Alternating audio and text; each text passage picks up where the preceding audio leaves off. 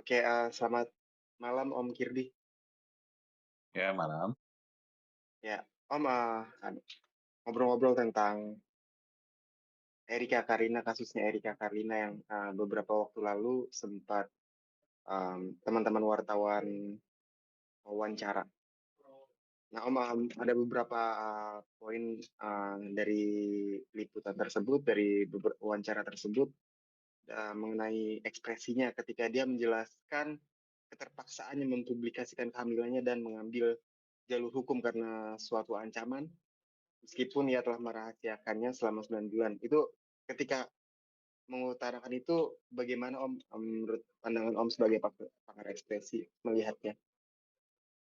Buat saya dia cukup lugas kok untuk menjelaskan apapun yang dia sampaikan, nggak ada tampak tanda-tanda dia ragu atau ada intensi untuk melakukan tipuan, desepsi atau segala macam. Cuman memang dalam berbagai kesempatan dia cerita tentang ceritanya dia, banyak sekali dia misalnya bibirnya menahan kayak gini gitu ya. Yang itu salah satu penanda bahwa dia itu masih banyak sekali yang dia belum sampaikan dan dia tahan sendiri.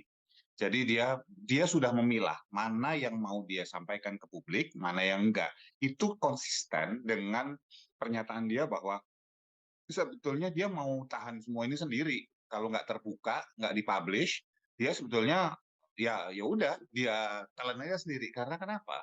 Dia menyadari kok bahwa apa yang terjadi itu kesalahan dia, itu dia state dengan jelas, dan buat saya salut untuk kata-kata dia berani ngomong seperti itu. Sekaligus dia menekankan bahwa memang apa yang terjadi pada dirinya itu bukanlah sesuatu yang masih dianggap normal atau wajar di Indonesia. Jadi itu cukup konsisten bahwa dia sampaikan, dia sebetulnya nggak mau gembar-gembor, eh, tapi masih banyak hal-hal yang memang masih dia belum buka, termasuk ancamannya segala macam kan dia cukupin tuh, dia tahan, benar-benar tahan. Ya. Jadi buat saya konsisten kok dia, cara dia menyampaikan dan apa yang dia sampaikan.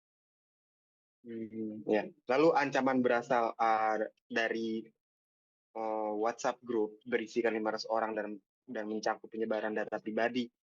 Itu apakah Erika di situ menjelaskan itu menunjukkan ekspresi takut Om atau seperti apa Om ketika menjelaskan seperti hal-hal hal itu Om? Saya melihat ekspresi Erika di situ bukan takut. Ekspresi Erika di situ lebih cenderung adalah marah dan sedih. Ya campur aduk antara marah dan sedih tadi. Hmm. Tapi nggak takut, nggak takut. Lebih Hmm. kalau ketika dia cerita bahwa diancam segala macam itu ekspresinya bibirnya itu menegang, ya, ada kerutan sini, itu marah gitu sebetulnya. Jadi ini orang yang salah nih kalau misalnya ada ceritanya dan DJ Panda sudah ngaku gitu ya bahwa dia menggerakkan Hmm. secara langsung maupun tidak langsung 500 orang itu. Ini orang yang kalau diancam, ditekan malah gigit balik. Kan ada orang-orang seperti itu, ya. Jadi salah orang istilahnya. Jadi menurut saya yang dilakukan adalah dilawan. Hmm. Hmm. Itu sih yang Dan saya dia lihat. mengungkapkan bahwa menjawab pertanyaan wartawan bahwa memang yang dilaporkan adalah DJ Panda dengan dia menyebutkan membenarkan bahwa laporan DJ Panda itu dia Om lihat dia seperti lega atau gimana Om ekspresinya Om? Enggak, dia Karena biasa aja. Dari mm, nggak ada istilah biasa aja tuh gini. Tidak ada sebuah kelegaan karena dia nahan-nahan sesuatu, tidak ada sebuah keterpaksaan untuk nyebut juga. Ya kayak lepas aja gitu, secara sengaja, nggak ditutup-tutupin, nggak segala macem. Istilahnya gini, untuk ditutupin dia juga nggak masalah, sebelum-sebelumnya ditutupin, untuk dibuka dia juga nggak masalah. Jadi nggak perlu dilebay-lebaykan dalam artian wah dia lega, nggak, biasa aja. Gitu. Dan itu mm, haknya pelapor untuk menyebutkan dia melaporkan siapa kan. Nggak ada kaidah hukum yang bisa lalu membuat dia jadi ketika dia uh, ya lalu ketika dia bilang tentang uh, dia mengutamakan kesehatan janin dan kesejahteraan mentalnya. Itu seperti apa sih Om? Karena dia tidak mempertimbangkan rekonsiliasi juga dengan DJ Panda. Om melihat itu seperti apa Om ekspresinya? gini. rekonsiliasi itu, ya kita perlu tahu etimologi bahasanya dulu nih. Ya, rekonsiliasi itu adalah ketika ada pihak-pihak yang berseteru, terus kemudian memutuskan berpisah karena tadinya ada kesepakatan tertentu, terus kemudian ada pihak yang atau salah satu, dua atau lebih pihak kemudian memutuskan untuk melihat sebuah kepentingan lebih besar, kemudian menyatu kembali. Itu rekonsiliasi namanya. Gitu. Iya, Tetapi dalam hal ini saya tidak melihat ya diperlukan adanya rekonsiliasi. Wong dari awal Erika sendiri sudah menyebut bahwa sebetulnya dia itu menyatakan pada DJ Panda itu dia kan tadinya nggak mau bilang bahkan gitu ya. Terus dia berpikir setelah melalui proses berpikir mungkin dia merasa nggak fair, nggak tahu macam disampaikan, tapi tidak berharap dinikahi, nggak berharap finansial dan sebagainya. Menurut pengakuannya Erika dalam hal ini. Jadi buat saya dia tidak butuh rekonsiliasi. Dia tidak butuh sebuah proses perdamaian karena dari awal dia nggak butuh juga gitu loh dalam satu satu dalam satu katakanlah misalnya hubungan resmi misalnya. So jadi kalau misalnya katakanlah dia sudah karena proses pengancaman segala macam, Erika saya termasuk orang yang bisa memilah antara pelanggaran hak dia, hak individu dia, hak civil rights dia, ya ini dilanggar dengan cara didoxing segala macam kayak gitu, dan kemudian ada pihak yang pingin membangun hubungan baik kembali dengan dia. Ini dua hal terpisah. Sama dengan kalau orang salah misalnya melakukan pencemaran nama baik misalnya, minta maaf secara hubungan sosial dimaafkan. Tapi proses hukum itu tidak terkait langsung dengan hubungan sosial. Itu dua proses yang berjalan terpisah. Jadi hukum tetap jalan. Nah, masyarakat Indonesia ini banyak yang tidak mengerti hal tersebut sehingga merasa bahwa udah dimaafkan, udah dong. Gitu. Nggak gitu prosesnya. Kalau seperti itu terus, yang ada adalah negara ini masyarakat yang ngaco terus. Karena bisa merasa, oh kalau salah tinggal minta maaf, beres. Gitu. Nggak gitu, bos. Gitu istilahnya. Ya, jadi apa yang dilakukan Erika buat saya adalah sebuah bentuk pelajaran hukum yang diberikan pada orang-orang yang tanda petik melakukan kesalahan, entah sengaja, entah tidak sengaja, entah direncanakan, entah tidak direncanakan, dan itu yang benar secara hukum. Secara iya, sosial minta maaf ya dimaafin, nggak apa-apa. Misalnya seperti dia sebutkan ketika Erika sebutkan Natali gitu misalnya. Kalau dia minta maaf ya saya maafin gitu. Ya, ya secara sosial kan dia maafin. Benar. Ya, bukan iya. berarti orang harus melanjutkan masalah hukum, dia nggak maafin, bukan gitu. Kalau sampai ada netizen yang bilang seperti itu, artinya netizen itu nggak ngerti, gitu loh. Bahwa selalu ada dua, hubungan sosial, relasi pribadi, dan proses hukum untuk kesalahan yang dilakukan, untuk pelanggaran hukum yang dilakukan. Jadi Erika itu sudah tepat sepertinya melakukan hal itu dan buat saya cukup dewasa untuk mengambil keputusan-keputusan yang buat saya luar biasa melihat umurnya ya. Buat saya kedewasaan dia luar biasa. Tapi Om, secara psikologis mungkin nantinya Om, anak ini Om kan notabene kan sebenarnya di Jepanda ini adalah calon bapak dari anaknya juga ya Om. Ya. Om sebagai psikolog juga gitu, langkah ini melaporkan ke polisi di Jepanda itu apakah tepat Om? Sekarang pertanyaannya adalah ada pertanyaan sederhana.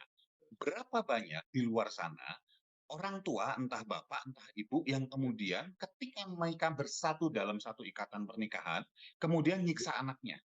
Saya tanya, berapa banyak di luar sana? Banyak-banyak. Berapa banyak orang tua ya jadi masih satu keluarga, nggak pisah, nggak segala macam, tapi di dalam keluarganya berantem terus sehingga mengganggu mental dan kejiwaan anaknya. Banyak. Jadi kalau ada orang berani-beraninya bilang bahwa oh kan ini kasihan anaknya, bapaknya segala macam. Kalau bapaknya brengsek, gitu misalnya, bapaknya melakukan kesalahan dan lepas dari kesalahan hanya karena demi anak. Anak tuh nggak butuh itu. Anak tuh butuh dididik oleh orang tua yang tepat, yang benar, untuk kasih tahu bahwa setiap pelanggaran ada tanggung jawab yang harus diterima. Jadi kalau suatu hari misalnya DJ Panda ini proses hukum dan akhirnya dinyatakan bersalah dan kena hukuman, apakah hukuman denda, hukuman penjara dan segala macam. Setelah selesai dan kemudian memutuskan mereka kemudian menyatu dalam sebuah hubungan pernikahan yang sah, misalnya seperti itu, maka suatu hari anak ini baca jejak digitalnya nggak akan masalah kalau entah mereka berdua, entah Erika berhasil mendidik anak ini untuk menyadari dari kecil bahwa segala sesuatu di alam semesta ini orang boleh melakukan apapun tapi tidak akan pernah lepas dari hukum konsekuensi. Ada konsekuensi orang melakukan A, konsekuensinya B, orang melakukan C, Hmm. konsekuensinya D. Yang gagal terjadi di negara ini, masyarakat ini, bangsa ini, pemerintah ini adalah bahwa kalau melakukan A, ya konsekuensinya nggak jalan. Dan kalau ada orang bilang, wah, itu lihat aja pemimpin-pemimpinnya. Pemimpin-pemimpinnya melakukan kesalahan-kesalahan bebas juga. Iya, tapi pemimpin itu lahir dari rakyat, lahir dari masyarakat. Banyak pemimpinnya korupsi, banyak masyarakatnya mentalnya korupsi. Nggak jauh, kita cuma dapat ini semua terjadi karena kita sendiri. Jadi kalau misalnya Panda masuk gitu ya, tapi Erika bisa mendidik anak ini ngasih tahu, bapak lo masuk karena kesalahannya ini. Tapi misalnya cerita di tetap bertanggung jawab pada anak ini, nakal misalnya dan lain sebagainya, gitu. Dan Erika benar didiknya bahwa bapakmu salah di titik A. Dia enggak, dia tetap bapak yang baik segala macam. Anak tidak ada masalah. Masyarakat kita banyak yang Oh. bermasalah karena orang tuanya tidak mendidik dengan tepat. Jangan jangan jangan jangan jangan dijadiin sesuatu yang otomatis. Kalau masuk penjara ini pasti bermasalah pada psikologi anak. Enggak, psikologi anak masalahnya pada yang tidak aslinya. Oh. Karena kan paradigmanya kan bahwa orang tua itu harus satu rumah, harus harus tidak boleh cerai gitu karena itu ngaruh psikologisnya. Jadi ini sebenarnya nggak apa-apa sih Om ya untuk anaknya kemudian hari ya Om ya. Kalau bicara paradigma, zaman dulu pelihara budak juga nggak apa-apa paradigmanya. Sekarang kan enggak.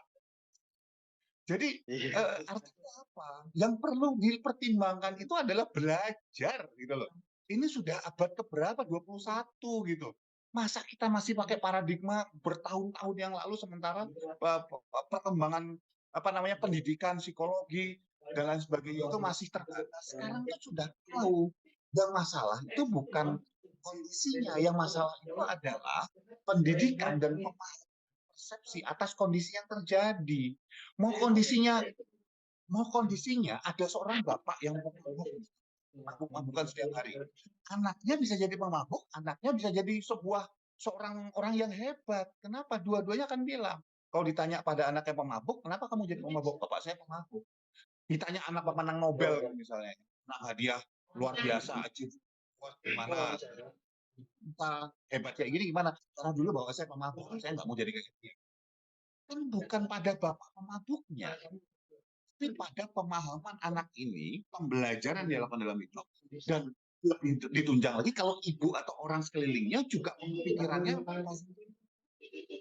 Tapi kalau isinya orang kayak kebanyakan di masyarakat bahwa udah nggak punya bapak misalnya, terus dihujat kanan kiri depan belakang, dibully oleh anak-anak dan orang tua, ya anak ini susah jadi bener gitu. Bukan salah Oh, dari um, orang tuanya ya, tetapi dari didikan yang oke. Iya, iya, iya. Om, ini Om, satu nih Om pertanyaan penting Om. Dia kan Erika tuh mengaku stres dan mengalami flek dan atau pendarahan ringan. Mungkin ekspresi yang dituangkan Erika ketika menyampaikan hal tersebut seperti apa Om? Dan um, ada ngaruhnya gak sih Om ke psikologi Om terhadap kandungan ya janinnya itu Om? Nanti kan kalau maksudnya kalau ibu stres lagi hamil gitu kan berpengaruh ke anaknya juga Om, ya gak sih Om?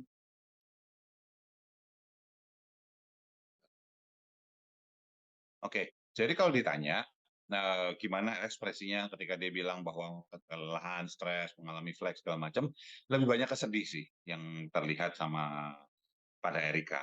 Nah, apakah berpengaruh pada janin? Sedikit banyak pasti berpengaruh. Nggak mungkin nggak berpengaruh. Itulah makanya kan Erika merasa bahwa ini nggak bisa dibiarin nih. Gitu, makanya dibikin laporan. Karena dia keberatan dengan efeknya pada dia dan janinnya. Dia yang jadi stres pasti berefek ke janinnya, karena kalau kita bicara pasti kan ada kortisol dan adrenalin pompa ke seluruh tubuh yang berpengaruh pada perkembangan janin. Pasti berpengaruh. Tapi kemudian itu bukan satu-satunya yang kemudian itu kiamat gitu loh. Enggak, bisa diperbaiki. Nah, kalau kemudian orang bilang bahwa toh bisa diperbaiki, harusnya nggak, ya memperbaiki nggak semudah itu istilahnya gitu loh. Tetap itu adalah paling benar sih sebenarnya, nggak ada kejadian ini kan. Sebenarnya Erika milih seperti itu, nggak perlu ada kejadian ini, tapi karena kejadian dan dia dipaksa sampai ke pojok di dalam pojok, ya dia ngelawan lah sebagai naluri seorang ibu dan naluri seorang yang punya hak hukum di Republik Indonesia. Oke. Lalu Om, ketika dia mengatakan itu ekspresinya seperti apa sih Om? Apakah yang dituangkan tuh seperti apa sih Om? Apakah marah atau gimana Om? Kesal? Ketika Erika menyatakan bahwa dia terganggu secara, dia stres, kemudian dia flex segala macam, seperti yang sudah saya sampaikan sebelumnya, dia itu merasa sedih, lebih cenderung sedih dari ketika dia menceritakan apa yang dia sedang alami itu. Itulah sebabnya menurut saya dia merasa perlu untuk berbuat sesuatu, nggak diem aja. Oke. Ya, Om terakhir Om, harapan agar kata-kata dari Om sebagai psikolog juga Om, agar situasi ini mereda, apalagi kan di Jepanda juga sebenarnya udah minta maaf gitu loh Om. Apakah emang harus gitu hukum ini berjalan ketika di Jepandanya udah bahkan udah minta maaf gitu. Hukum itu terpisah dari sosial, hubungan sosial. Pahami itu, ya. Hukum terpisah dari lingkungan sosial. Jadi hukum itu dia dibuat supaya hubungan sosial itu baik. Jadi bagus kalau kita saling maaf memaafkan, saling minta tolong, saling bantu, bagus. Tetapi begitu ada satu pihak itu sudah melakukan pelanggaran hukum yang mengakibatkan kerugian pada orang lain, baik secara psikologis maupun secara harta benda misalnya, maupun fisik, maka orang ini harus mengalami yang namanya konsekuensi. Kalau enggak, masyarakat kita akan dengan mudah melakukan apapun, pelanggaran apapun, gacor orang kalau perlu istilahnya, gitu, bisa minta maaf, gitu loh. Nggak ada efek jerah. Jadi buat saya, untuk segera semua ini selesai, ya, ya aparat kepolisian perlu menindaklanjuti. Kalau misalnya berkasnya sudah lengkap, segera lakukan persidangan. Ya selesaikan secara hukum, yang hukumnya. Masalah kemudian nanti Erika memberikan statement bahwa dia memaafkan, bagus kalau dia mau melakukan itu. Kalau dia memang sudah ikhlas, ya memaafkan, maafkan. Tidak berarti kemudian proses selesai. Negara ini baru akan tenang, kan semuanya bisa beres kalau misalnya orang-orangnya sudah paham hal ini. Bedakan antara hubungan sosial dengan hukum. Gitu. Itu aja sih sebetulnya. Baru bisa beres, mereka tenang kalau justru proses hukumnya diproses, ya, dijalankan. Dan buat teman-teman, buat netizen yang berpikir kalau sudah minta maaf cukup, ya kalau misalnya suatu hari Anda kehilangan motor, kehilangan mobil gitu, terus yang malingnya udah dijual nih, malingnya minta maaf, maaf ya saya salah. Udah, rela nggak?